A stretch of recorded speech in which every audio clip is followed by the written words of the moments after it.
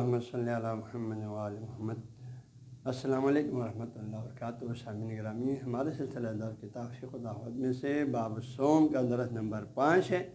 ہمارے سلسلہ درس جو ہے روزے کے اقسام میں، روزے اقسام میں سے دوسری قسم جو ہے ناپسندیدہ روزہ، اس کے 2 قسمیں تھا، ایک حرام روزہ، ایک مکروہ روزہ۔ تو آج کے درس میں جو ہے مکروہ روزے ہم آپ کو بیان کریں گے کہ کون کون سے روزہ مکروہ ہے، یعنی کون کون سے روزے ایسے ہیں جو اس کا نہ رکھنا اللہ کو پسند ہے۔ اللہ فرماتے ہیں وہ روزہ نہ رکھے تو بہتر ہے، اس کے رکھنے سے زیادہ نہ رکھنے میں ثواب ہے، اگر رکھا ہے تو اس کو افطار کرنے میں ثواب ہے، یہ فرما رہے ہیں۔ فرماتے ہیں والمکروہ، مکروہ یعنی مکروہ روزہ کون کون سے ہیں؟ فرماتے ہیں نمبر 1 صوم المتنفل، ایک آدمی جو ہے روزہ رکھنا نفلی نیت سے، نفل کی نیت سے، پھر سفر میں ایک آدمی سفر میں ہے، نفل کی نیت سے روزہ رکھ رہے ہیں، کلفتن یعنی تکلیف کے ساتھ، پیاس، بھوک، سحری، افطاری، کوئی چیز اس کو برموقت مل بھی نہیں رہا ہے، تکلیف ہو رہا ہے، تکلیف ہونے کے باوجود وہ سفر میں اگر کوئی نفلی روزہ رکھے تو یہ شاذ فرماتے ہیں مکروہ ہے، اللہ کو پسند نہیں ہے۔ اللہ نے تو واجب روزے کو بھی اس میں آپ کو تکلیف ہو تو کھانے کا حکم دیا، افطار کرنے کی اجازت دی، اور آپ جو ہے نفل روزے کو تکلیف ہوتے ہوئے رکھیں تو یہ اللہ کو پسند نہیں ہے۔ تو اللہ نے ہمیں ہر حکم میں آسانی رکھا۔ ہمارے والمکروہ صوم المتنفل، نفل کی نیت سے روزہ رکھنا، اور پھر سفر میں کلفتن تکلیف ہونے کے باوجود، یہ ایک روزہ ہونا، یہ مکروہ ہے۔ دوسرا والصوم من، اس شخص کو روزہ رکھنا، صوم روزہ من دویا جس کو دعوت دی گئی الی طعام، کسی کھانے کی طرف، کسی کھانے پہ، وہ متنفل در حال کہ وہ شخص نے نفل روزہ رکھا ہوا ہے، سنت نفلی روزہ رکھا ہوا ہے۔ یعنی ایک آدمی روزہ ہے، کسی کے گھر پہنچا، محفل مسجد میں پہنچا، انہوں نے کوئی کھانا پیش کیا، اب وہ جو ہے بہانہ کر کے نہیں کھاتے، وہ بولتے ہیں میں روزہ ہوں بول دیا تو تب بھی درست نہیں ہے، اب وہ ویسے جھوٹ کو بولے مجھے کھانے کی چیز نہیں بولے، اس طرح جو ہے کوئی نہ کوئی بہانہ کریں تو یہ اللہ کو پسند نہیں۔ اللہ فرماتے ہیں اس کو چپکے سے کھاؤ، آپ نے افطار بھی کر لیا، آپ کو ثواب بھی ہے۔ ہمارے صوم، زیادہ مومن بننے کی ضرورت نہیں، اس شخص کا روزہ جو من دویا جس کو دعوت دی گئی الی طعام، کسی بھی کھانے پہ، کسی گھر میں پہنچا اور کھانا پیش کیا، چائے پیش کیا، کوئی بھی چیز کھانے پینے کی چیز پیش کیا،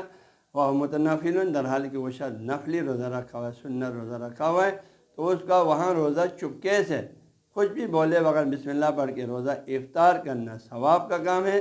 اور کوئی نہ کوئی بہانہ کرے روزے کو افطار نہ کرنا مکروہ کام ہے، وہ اس روزے سے اللہ کو پسند نہیں ہے، یہ روزہ اس کا کھانا اللہ کو پسند ہے، افطار کرنا اللہ کو پسند ہے۔ تیسرا کیا ہے؟ مکروہ والصوم الضیف، مہمان کا روزہ تطوع نفلی طور پر، واجب ہو تو کوئی مسئلہ نہیں، نفلی روزہ جو ہے اپنی خوشی سے مرضی سے رکھنے والا، تطوع کا معنی آپ کو پہلے بھی کیا تھا، مراد نفلی ہے، مستحب روزہ۔ صوم الضیف مہمان کا روزہ تطوع ہے اپنی خوشی سے، یعنی نفلی روزہ، مستحب روزہ، تطوع کا روزہ، بغیر اذن المضیف، میزبان کے اذن کے بغیر۔ آپ کسی کے گھر میں مہمان ہیں،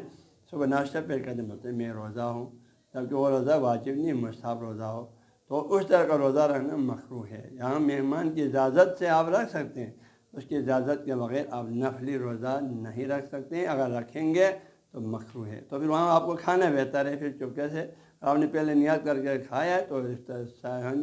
جب ناشتہ لے کے آیا مثلاً تو چپکے سے کھا لو۔ تو وہ صوم الضیف، مہمان کا روزہ تطوعاً، نفلی طور پر، مستحب طور پر، بغیر اذن المضیف، میزبان کی اجازت کے بغیر،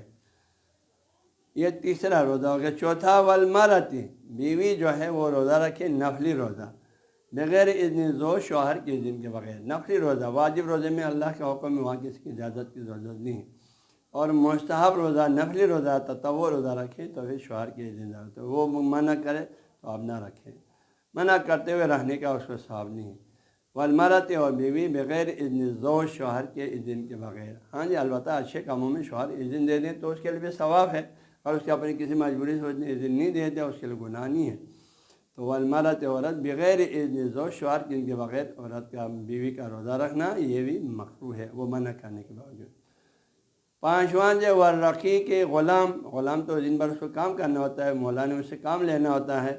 تو وہ روزہ رکھیں گے تو یقیناً اس کے لیے کام کرنا مشکل ہو جائے گا، اس کے کام میں ڈسٹرب ہوگا آقا کی۔ فرماتے ہیں والرقیق، غلام کے لیے بھی روزہ رکھنا مکروہ ہے، بغیر اذن مولا، یعنی نفلی روزہ رکھنا، واجب کے لیے کسی کی ضرورت نہیں ہے، وہ تو لازمی ہے۔ غلام کے لیے بھی روزہ رکھنا مقروء یعنی نفلی روزہ رکھنا